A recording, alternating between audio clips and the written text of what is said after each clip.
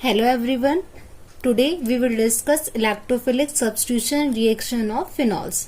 ठीक है, जो हमारी इलेक्ट्रोफिलिक सब्स्टिट्यूशन रिएक्शंस होती हैं फिनॉल की, जो कि हमारे स्पेशली बेंजीन रिंग के वजह से होती हैं, उन्हें आज हम डिस्कस करेंगे. तो सबसे पहले तो मैं आपको ये बता दूं कि इलेक्ट्रोफिलिक सब्स्टिट्यूशन रिएक्शन होती कौन कौन सी हमारे पास, कितने टाइप्स की हैं हमारे पास. तो फर्स्ट है हमारे पास नाइट्रेशन. इलेक्ट्रोफिलिक सब्स्टिट्यूशन रिएक्शन का ये पार्ट है, ये नाइट्रेशन, जिसमें हम क्या ऐड होगा हमारा नाइट्रिक एसिड HNO3.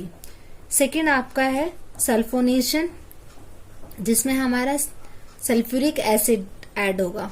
और थर्ड है हमारा नाइट्रेशन सल्फोनेशन. थर्ड है हमारा हैलोजिनेशन. ओके, और जो फोर्थ है हमारा वो हमारे है Friedel craft reaction. Friedel craft में भी हमारी दो टाइप की होती है, एल्काइलेशन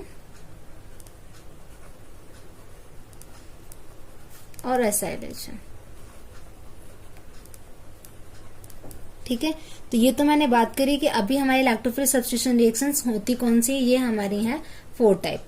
तो इनके अंदर हम डिस्कस करेंगे हम कौन कौन सी हमारी रिएक्शंस हैं और हम क्या क्या प्रोडक्ट इनसे फॉर्म्ड होंगे.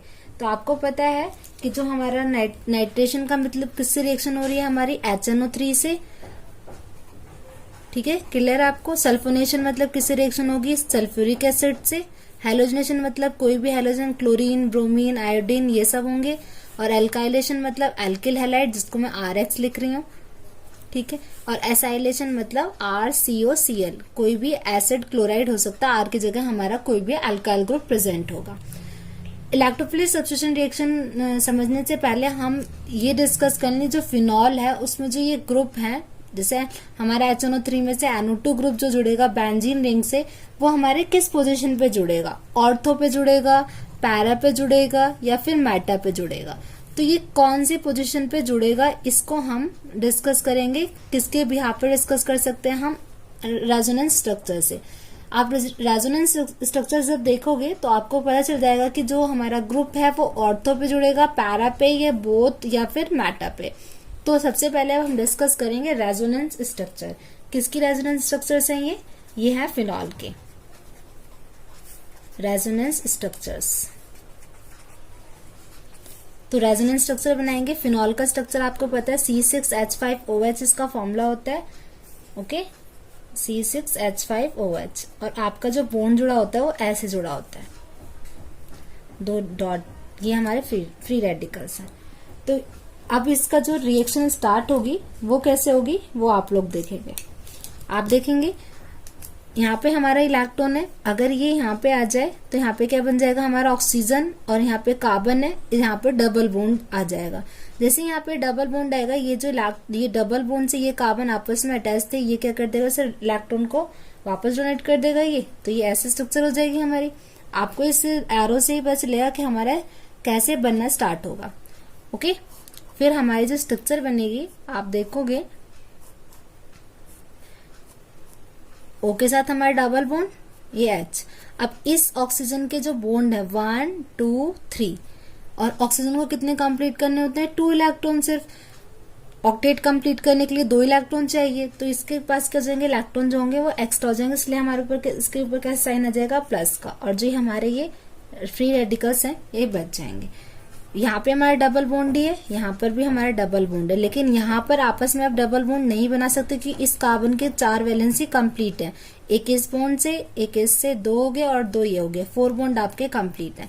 तो यहाँ पर जो हमारे इलेक्ट्रॉन बचेंगे और ये माइनस. तो आप देखोगे ये कौन सी पोजीशन है, फिनॉल के बाद जो सबसे पहला पोजीशन आएगी वो ऑर्थो, नेक्स्ट हमारी मेटा, फिर पैरा होती है.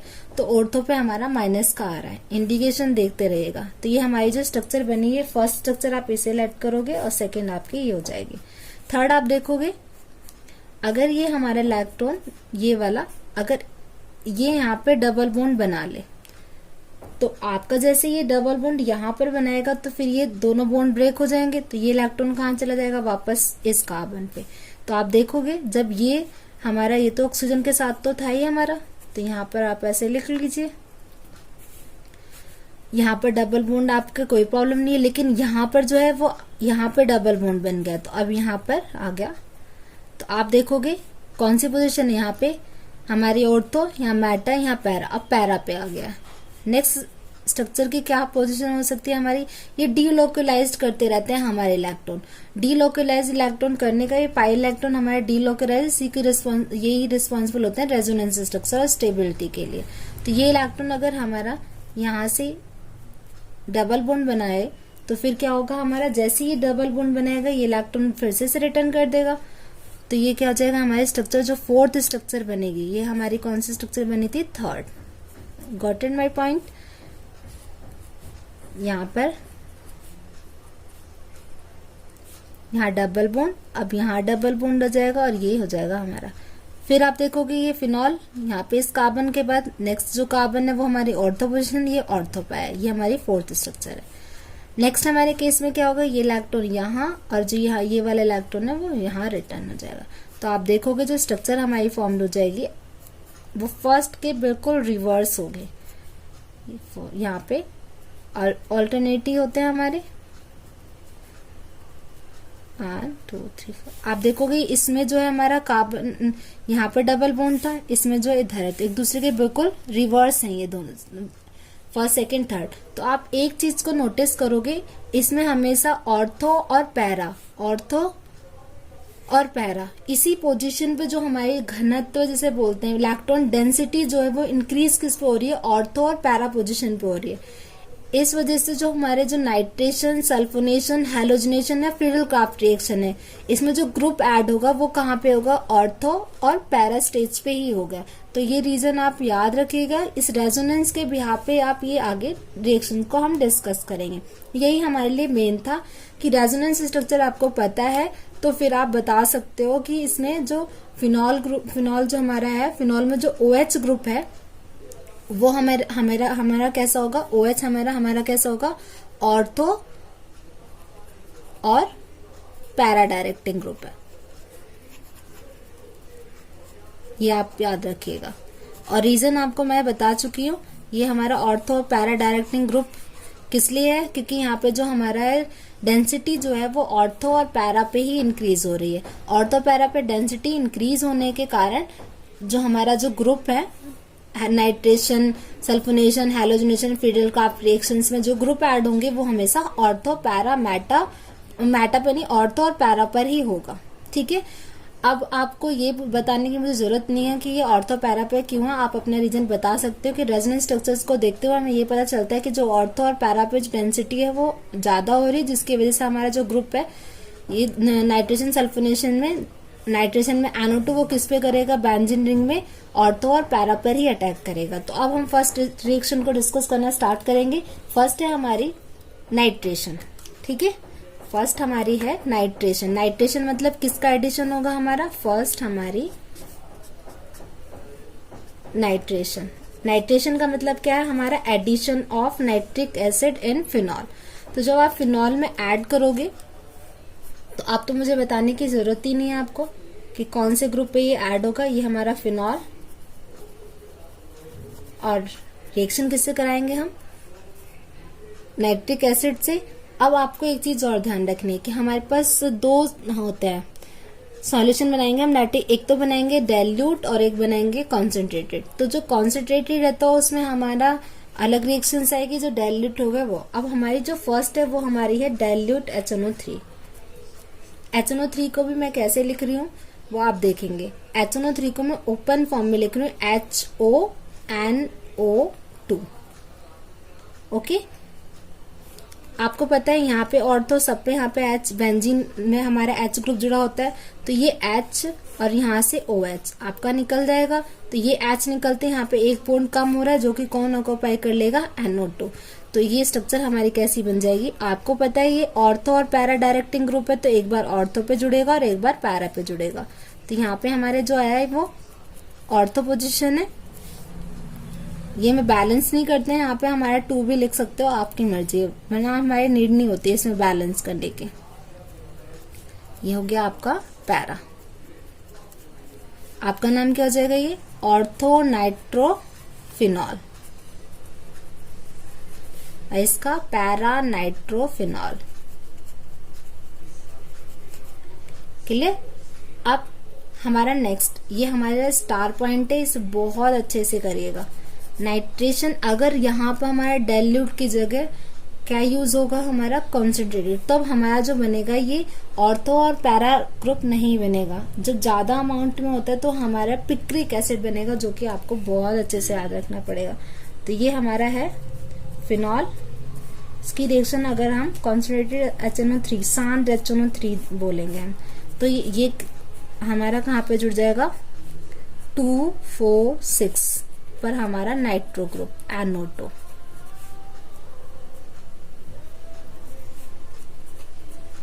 इस रिंग को अगर नहीं बनाया तो ये बिल्कुल रॉन्ग है, बच्चे बहुत भूलते हो आप लोग, तो इसे आप बहुत अच्छे से ध्यान रखें। यहाँ पे ऐसे जरूर डालो, बिना इसके ये बेंजीन रिंग नहीं होगी। ये एरोमेटिक कंपाउंड नहीं है तो आपके ये रिएक्शन भी नहीं होंगी। तो इस रिंग की बहुत अहमियत है, या फिर आप बोन बनाओ या फिर ऐसे रिंग बनाओ, तभी आपकी कंप्लीट मानी जाती है। और आपको पता है यहाँ से क्या निकला था, जैसे कि हमारा वाटर निकला, तो हम लिखें मेन मत भूलिएगा। तो ये आपका क्या हो जाएगा, कॉन्सेंट्रेटेड HNO3 से कराओगे तो आपको आप पता है यहाँ पे 1 2 3 वो हुआ है, तो यहाँ पे 3 HNO3 हो जाएगा। और वाटर मॉलिक्यूल भी आपका कितना निकलेगा, ये। इसका नाम बहुत अच्छे से याद रखिएगा। इसका जो नेम है वो हमारा क्या कॉमन उससे आता है, इसका नाम है पिक्रिक एसिड।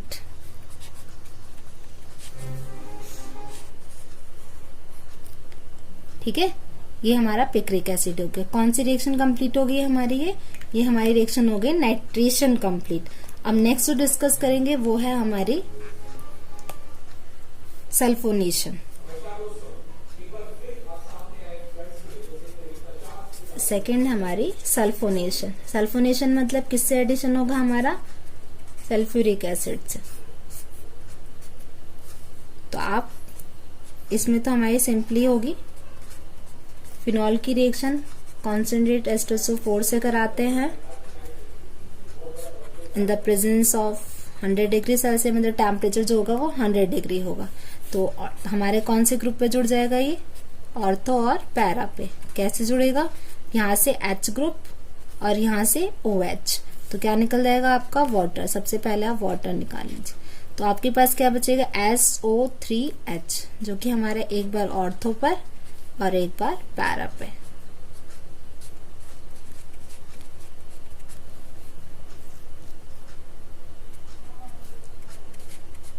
नेम आपको बिल्कुल सिंपल है, ऑर्थोफिनॉल सल्फोनिक एसिड।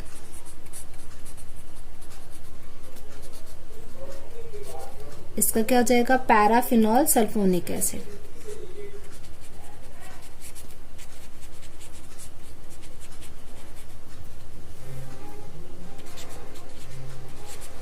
डन, ये आपको क्लियर है अच्छे से।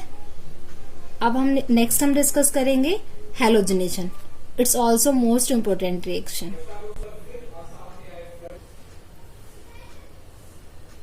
थर्ड है हमारा हेलोजनेशन। ठीक है, हेलोजनेशन मतलब हेलोजन का ऐड इन द फिनॉल। तो फिनॉल में हेलोजन, इसमें भी हमारी 2 कंडीशन होगी, तो इसे भी आप अच्छे से याद रखिए। फर्स्ट कंडीशन है हमारी फिनॉल की रिएक्शन हम हेलोजन से, हमने जैसे हेलोजन लिया Br2 in the presence of CS2 carbon disulphide 0 degree Celsius temperature. तो जो हेलोजन ग्रुप है वो हमारा ऑर्थो और पैरा पे, यहाँ से H और ये Br HBr की फॉर्म में बाहर निकल जाएगा। ठीक है, ये तो आपको क्लियर है। और जो ये हमारा एक बार ऑर्थो पर और एक बार पैरा पे।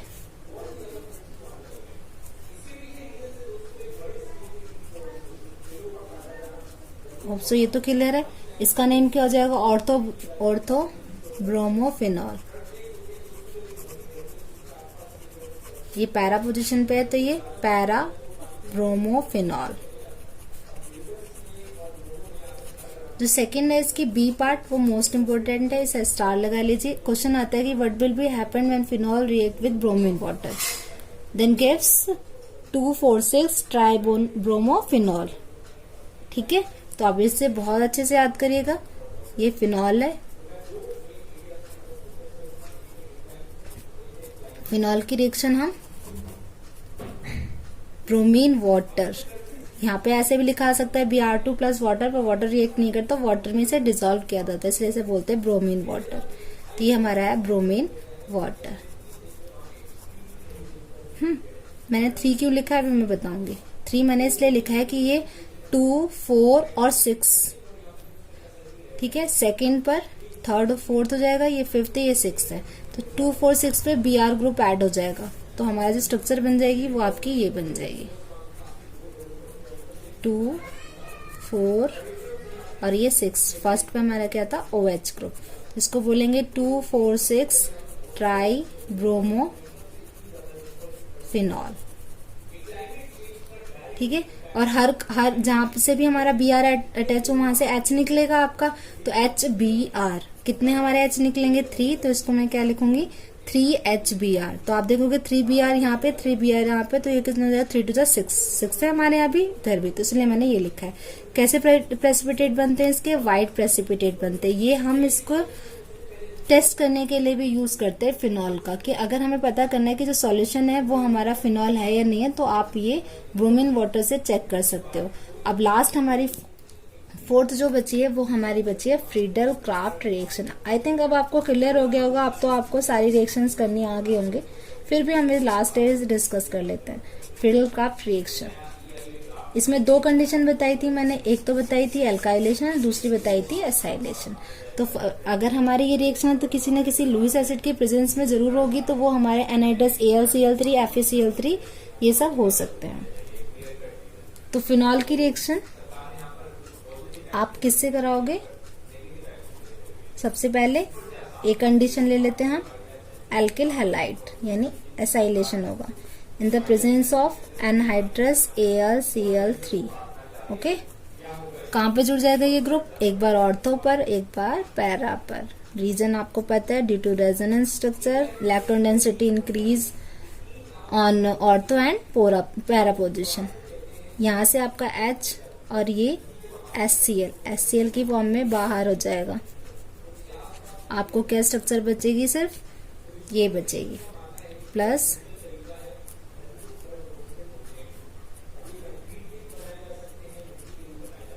ठीक है। इसका नाम क्या हो जाएगा हमारा ऑर्थोक्रिसोल, इसको कॉमन उसमें ऑर्थोक्रिसोल बोलते हैं, और ये हो जाएगा पैराक्रिसोल, ठीक है। Done, okay, got it my point, very good. Second हमारा है एसाइलेशन। एसाइलेशन मतलब ये हमारा फिनॉल था, ये मिथाइल क्लोराइड, ये मत भूल जाना। एस्टर क्लोराइड मतलब फॉर्मूला क्या होता है हमारा, CH3COCl in the presence of anhydrous AlCl3 या फिर FeCl3। एक बार ऑर्थो पर, एक बार पैरा पोजिशन पे, तो ये हमारा ऑर्थो फर्स्ट बना लेते हैं। ये हमारा क्या जो H और यहाँ से, तो कहाँ से ग्रुप जोड़ना है, इधर से जोड़ना, सब इधर से जोड़ते हैं वो रॉन्ग है। पहले क्या जुड़ेगा COCH3, बॉन्ड हमारे कार्बन जो Cl से अटैच था, तो ये वाला कार्बन अटैच है ना कि ये वाला कार्बन है, तो बच्चे इससे मत जोड़ना, आप इससे जोड़ना, बहुत रॉन्ग करते हो आप लोग, बार बार यही बताना पड़ता है। ये हो जाएगा OH और ये हो जाएगा हमारा COCH3। ये हमारा कौन सा ग्रुप जुड़ा है, एसिटिल, और ये फिनॉल था, तो इसका नाम क्या है, ऑर्थो एसिटिल फिनॉल। इसका क्या हो जाएगा, para acetyl phenol. I think आपको मेरी बात समझ में आ गई होगी कि कितने टाइप के हैं। फटाफट आप रिकॉल करते हैं बहुत जल्दी से। सबसे पहले हम रिकॉल करेंगे हमारी कौन सी रिएक्शन थी, ये आपकी आ गई, electrophilic substitution reaction, nitration, sulphonation, halogenation and Friedel craft reaction. Friedel craft reaction में हमारे 2 टाइप होते हैं, फर्स्ट हमारी एल्काइलेशन और सेकंड हमारी एसाइलेशन, ठीक है। ऑर्थो पैरा डायरेक्टिंग ग्रुप होते हैं, किससे पता लगाओगे, आप रेजोनेंस स्ट्रक्चर पे, आप रेजोनेंस स्ट्रक्चर देखोगे तो आप सेकंड, थर्ड और फोर्थ, ये 3 स्ट्रक्चर आपको देखने हैं, सेकंड, थर्ड और फोर्थ। तो इसमें आप देखोगे जो ऑर्थो पैरा कंडीशन पे है उस पे हमारा इलेक्ट्रॉन डेंसिटी आपको माइनस का चार्ज इंडिकेट कर रहा है कि इसकी वजह से आपका इंक्रीज हो रहा है, माइनस का साइन आपका इंडिकेट कर रहा है। सेकेंड आपका nitration, addition of nitric acid. अगर हमारे डाइल्यूट नाइट्रिक एसिड से रिएक्शन कराते हो आप, तो डाइल्यूट नाइट्रिक एसिड में आपका क्या होगा, हमारा ऑर्थो और पैरा डायरेक्टिंग ग्रुप होगा। लेकिन अगर आप कॉन्सेंट्रेट HNO3 से कराते हैं तो ऑर्थो पैरा डायरेक्टिंग ग्रुप नहीं होगा। जहां पर हमारे सेकेंड और फोर्थ और सिक्स यानी हमारी ऑर्थो पैरा पोजीशन पे जहां पे भी हाइड्रोजन प्रेजेंट होंगे वो HNO3 ग्रुप से OH लेके वाटर मॉलिक्यूल के फॉर्म में बाहर हो जाएंगे और हमें क्या मिल जाएगा, most important compound picric acid. Third हमारा sulphonation reaction with concentrate H2SO4, इसमें हमारी नॉर्मल हमारी ऑर्थो और पैरा पोजीशन बनेंगी। ठीक है, नेक्स्ट हम डिस्कस करेंगे हैलोजिनेशन, जो कि आपको बता चुके हैं। हैलोजिनेशन में हमारी दो कंडीशन है। अगर हमारे simply Br2 in the presence of CS2 solvent, मतलब हम जो सॉल्वेंट है वो हमारा कार्बन डाइसल्फाइड है, अगर उसमें कराएंगे तो ऑर्थो और पैरा कंडीशन बनेगी। लेकिन अगर हम ब्रोमीन वाटर से कराते हैं, सॉल्यूशन जो है हमारा वाटर है, सॉल्वेंट जो हमने जिसमें घोला है ब्रोमीन को, अगर हमारा वाटर है तो हमारा क्या बनेगा, ऑर्थो पैरा और मैटर, यानी कि हमारे 2 4 6 पे हाइड्रोजन जो है वो HBr की फॉर्म में बाहर निकल जाएंगे और हमें क्या मिल जाएगा, 2,4,6 ट्राइब्रोमोफिनॉल, जो का कैसे कलर होगा, उसका व्हाइट प्रेसिपिटेट बनेगा। नेक्स्ट हमारी फ्रीडल क्राफ्ट रिएक्शन है। फ्रीडल क्राफ्ट रिएक्शन में आप देखोगे उसमें भी दो टाइप है हमारे। पहले हमारे एल्किल हैलाइड यानी एल्काइलेशन है, सेकंड हमारी एसिटिल क्लोराइड से रिएक्शन है, ये हमारा एसिटिल क्लोराइड है। तो ये हमारी किस से रिएक्शन हो जाएगी, एसिटिल क्लोराइड से। ये आपको पता है ये हमारा फिनॉल है। इससे कराओगे तो आप ऑर्थो और पैरा पे हमारा जो है COCH3 ग्रुप ऐड हो जाएगा और HCl की फॉर्म में ये बाहर निकल जाएगा। ये इसमें हम बैलेंस नहीं करते, उसकी नीड नहीं होती। तो ये थी हमारी electrophile substitution reaction. Hope so आप सभी को क्लियर समझ में आई होंगी। Thank you. If you like it, उसके आगे आपको पता है क्या करते हैं, सब्सक्राइब माई चैनल।